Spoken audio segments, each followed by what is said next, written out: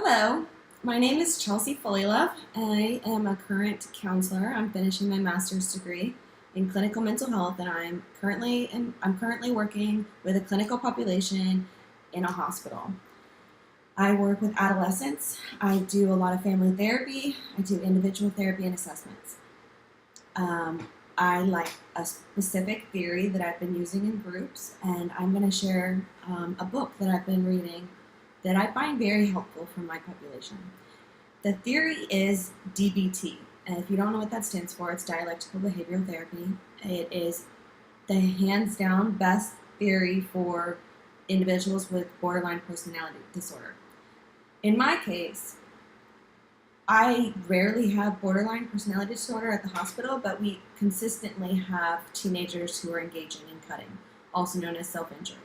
And this is what my psychiatrist recommends for those teenagers in the referral process. Part of the discharge process is to get them plugged into a group for self-injury.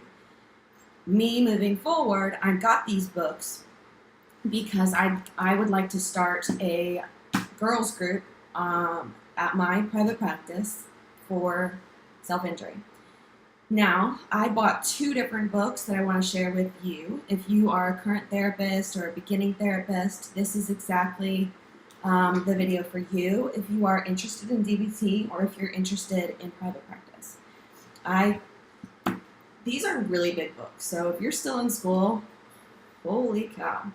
Here we go. This is the manual.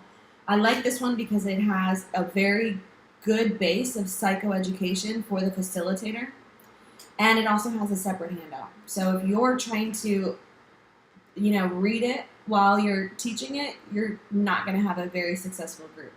However, if you want to have a strong curriculum for the group, and then you go right into some sort of teaching discussion, not a lecture, but like a teaching, a little bit discussion with the group, then this is good material to work with. There's 4 different pillars of DBT, and they build on one another. So it's important to stick to the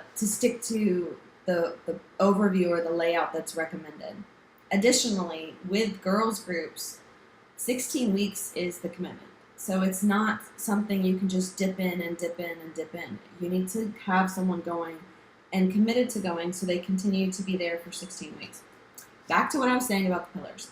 There is emotion regulation, which is great. That's cutting, right? Because cutting is them needing to feel something stronger than the emotion that they're feeling. So that's why they continue doing it, because it works.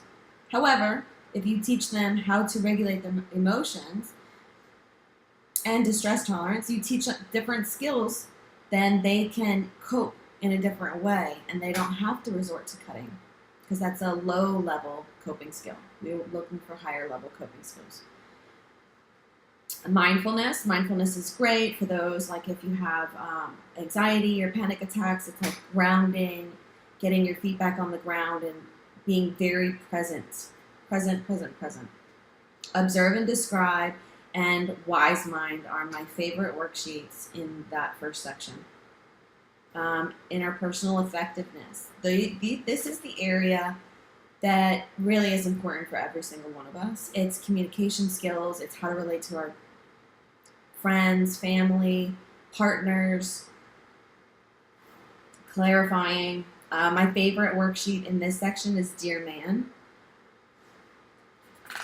I'm only making a short video, otherwise I could go into a worksheet, or I can make another video in the future of just one worksheet, like maybe the Wise Mind or the Emotion Diary.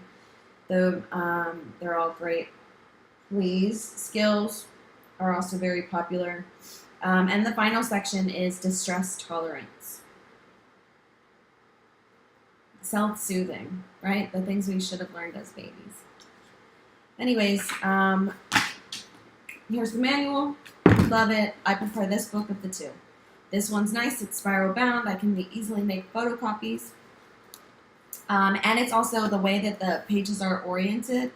It's really nice for doing, giving something to them to do in session and take home, so they can build their own packet or their own little book or folder. They also go in order, so this is a very effective tool for having a client on a longer term basis. Remember, DBT isn't the best modality for everyone. It's important to know your population and to consider which theory you're going to use with the person sitting in front of you. Because I think a lot of times, like a solution focused brief counseling, that would be sufficient.